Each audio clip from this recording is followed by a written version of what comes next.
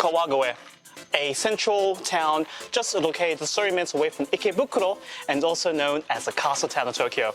My name is Marvin and welcome to another episode of the travel series, this time for the global citizenship. Today we're going to be exploring Kawagoe. I've been living here from Japan for almost 5 years now, and to be honest, I haven't actually thought of visiting Kawagoe up until now.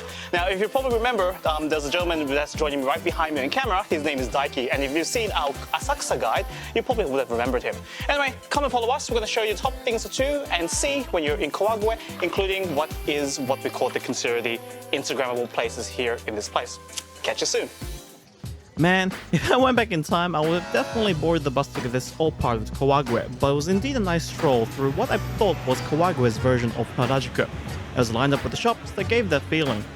After a good 10-15 minute stroll, we finally arrived at the epicenter of culture in the midst of old Kawagoe, and from there, the feelings were reminiscent to that of Kyoto and Asakusa.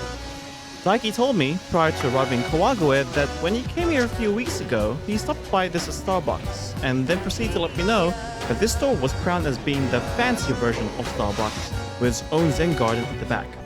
When we took this video, there were multiple people at the back in their kimonos, taking their selfies for what we could safely assume for their Instagram or TikTok accounts. マービン、傘買っていい？ I wanna buy umbrellas. 今、ウモンっていう、お芋の店に来てます。川越市は、お芋で有名な町なので、ここは、お芋のお菓子がたくさん売っているお店です。 Daiki and I were walking around Kawagoe looking for a particular restaurant to eat at. We didn't find anything in particular that actually interests us because most of the restaurants here are quite packed and it's raining as well. However, we walked past an udon place which happened to sell a particular type of udon that had Imon infused in the udon itself. Up until now, I haven't really ate this udon, so it's going to be quite interesting to see how this tastes. This is apparently a Kawagoe special, particular to this area. We're right next to this lighthouse, which if you went on Instagram, you're going to find a lot of photos for. So let's try this out, right? So as you can see, the udon itself is quite thick. I've had thicker udon before, but this is quite thicker than expected, yeah? This is a special kind of sauce. A special kind of sauce that I'm not familiar with. So let's go see how it tastes. Yeah. 当てる前ですかこれこのままで OK。You can taste the sweet potato running through the udon itself. It's very chewy, very chewy and very rubber. But you can actually taste it. It's a lot more different than I expected because when you taste like normal udon, you can get the floury taste, but you can actually get the imo taste right through this udon. Do try it when you're here in Kawagoe. 今、川越の時の鐘という場所にいます。この鐘は、日本の残したい音風景100選に選ばれた有名な鐘です。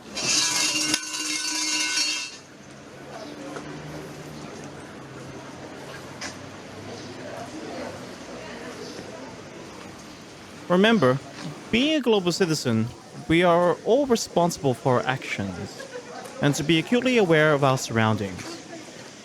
We were strolling around and thought we could enter this shrine, but Daiki had suspicions. ダメ。なんで？多分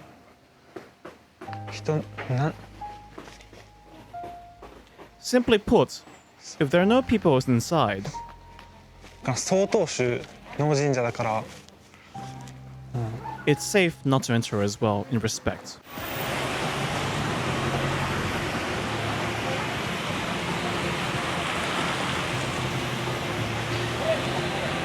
お芋のお菓子のお店探してます。これ？チーズケーキ。あ、これ？ Yes. ああ、もう閉まった。閉まってる？閉まったか。ないな。Yeah. ちょっと雨が降ってるね。So in Kawagoe, the reason why it's actually quite famous is because of its various old buildings. Now, some people suggest that the reason why the old buildings exist here is because this place used to be the warehouses where the old shogun at the time, Tokugawa Ieyasu, stored all of his wares just located in this area.